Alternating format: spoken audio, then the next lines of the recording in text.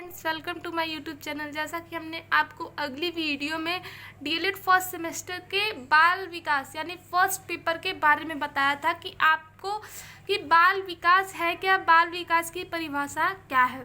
आज हम बात करेंगे बाल विकास की आवश्यकता के बारे में, नीड ऑफ चाइल्ड डेवलपमेंट। तो हमें ये जानना जरूरी है कि बाल विकास की हमें आवश्यकता क्यों है, क्यों पढ़ाया जाता है बाल विकास। तो चलिए यहाँ देखते हैं कि आधुनिक युग से अध्ययन कई दृष्टियों से महत्वपूर्ण है। मनोविज्ञान की इस शाखा के माध्यम से बालकों के जीवन को सुखी ही नहीं बनाया जा सकता, बल्कि उनके व्यवहार को प्रशंसनीय और उनके जीवन को समृद्धशाली भी बनाया जा सकता है। यहाँ पे देखते हैं कि बाल विकास अनुसंधान का क्षेत्र माना जाता है। ठीक, किसका?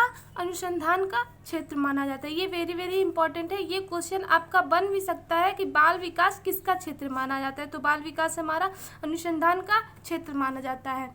देखिए, यहाँ पर रिसर्च किया गया है कि बालकों के बारे में कुछ न कुछ नई चीज़ें यहाँ पर पता चलती हैं, उनके बिहेवियर के बारे में, चाहे किसी भी प्रॉब्लम्स के बारे में, मानसिक या फिर शारीरिक प्रॉब्लम्स के बारे में, उनके सोशल प्रॉब्लम्स भी हो सकते हैं। यहाँ पर अनेक प्रकार की समस्या हो सकती है।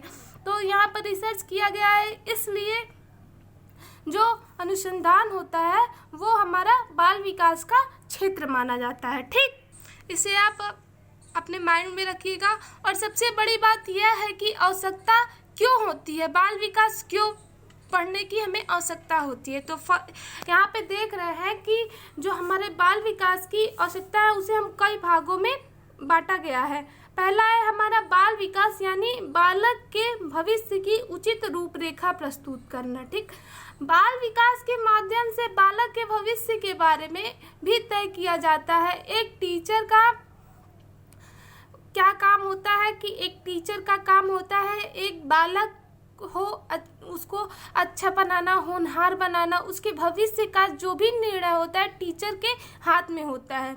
जो बालक का फ्यूचर होता है 50% बालक के हाथ में होता है और 50% हमारा टीचर के हाथ में होता है। बालक की भविष्य की उचित रूपरेखा जो है बाल विकास की उचित माध्यम से ही बनाई जा सकती है। ठीक, अब यहाँ पे हम देख रहे हैं कि दूसरा हमारा है अध्यापक अभिभावक बच्चों में अधिगम की क्षमता का विकास करते हैं। ठीक, तो ये भी आवश्यकता होती है कि अध्यापक अभिभावक होते हैं वो बच्चों में अधिगम की क्षमता, यानी अधिगम का मतलब क्या होता है, हमारा सीखना, सीखने का विकास करते हैं। ठीक, अब हमारा नेक्स्ट है तीसरा, किस अवस्था में कौन सी क्षमता का विकास करना। ठीक, तो आप देख सकते हैं कि बाल विकास हमारा इसीलिए पढ़ा जाता है क्योंकि जो बालक की अवस्थाएं होती हैं वो कई भागों में बांटी गई होती है। ठीक, अगर ये हमारे टीचर या पेरेंट्स को ना पता हो तो थोड़ी बहुत दिक्कत हो सकती है। ठीक,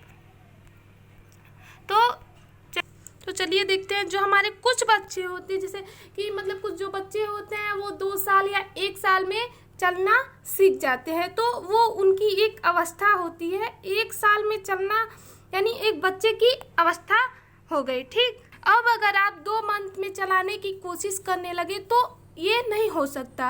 अभी वो 5 या 6 मंथ में बच्चे करवट लेता है, पलटी मारता है। तो इसलिए हर एक चीज़ की अवस्था फिक्स की गई है, एज जो है वो फिक्स की गई है, किस अवस्था में कौन सी क्षमता का विकास करना है, किस टाइम में बच्चे को बोलना, किस टाइम में बच्चे को चलना, बोलना, बैठना, किस टाइम पर क्या सीखना है। और इसलिए इस सिलेबस को अनेक उनके ही अकॉर्डिंग मतलब अनेक प्रकार से क्या उनके ही अकॉर्डिंग रखा गया है। ठीक, अब हम नेक्स्ट देखते हैं हमारा व्यक्तिगत निर्देश और नेक्स्ट व्यवसायिक निर्देश। ठीक, जो आपका व्यक्तिगत निर्देश होता है वो परिवार के लिए भी होते हैं और जनरली जो फैमिली होती है। तो हम यहाँ पे बात करेंगे दूसरी बात, जो स्कूल होता है, बच्चे जब स्कूल में जाते हैं तो वहाँ पर भी बच्चों को कुछ पर्सनल तौर पर बताए जाते हैं कि क्या सही है, क्या गलत है, आपको क्या करना है, क्या नहीं करना है। तो कुछ व्यक्तिगत निर्देश होता है वही बच्चों को दिए जाते हैं। ठीक है, अब और साथ में यहाँ पे व्यावसायिक निर्देश। ठीक, यहाँ पे व्यावसायिक निर्देश। बच्चा जब स्कूल में जाता है तो परिवार जो हमारा होता है, जैसे कि हमारा व्यक्तिगत में परिवार आ जाता है, ठीक, और स्कूल आ जाता है। लेकिन जब बच्चा बड़ा हो जाता है तो स्कूल जाता है, वहाँ पर व्यवसाय के बारे में यानी आगे बढ़ने के बारे में उसे बताया जाता है कि आगे चलकर आपको क्या करना है, क्या बनना है। जनरली आप अगर किसी स्कूल या कॉलेज में पढ़ते हैं तो आपका एक एम होता है, हमारा टीचर जो होता है वो बच्चे से ये पूछता है कि हमारा बच्चा क्या बनना चाहता है, उसका एम क्या होता है। ठीक, व्यावसायिक निर्देश के माध्यम से, क्योंकि बच्चों को उसी के हिसाब से तैयार किया जाता है, जो बच्चे हैं उसे उसी हिसाब से ढलते हैं, जो इसलिए व्यावसायिक निर्देश जो होता है वो बाल विकास के अंतर्गत ही आता है। थैंक यू क्लास, आज के लिए इतना ही। अगले वीडियो में हम बाल विकास के क्षेत्र के बारे में बात करेंगे। Thank you.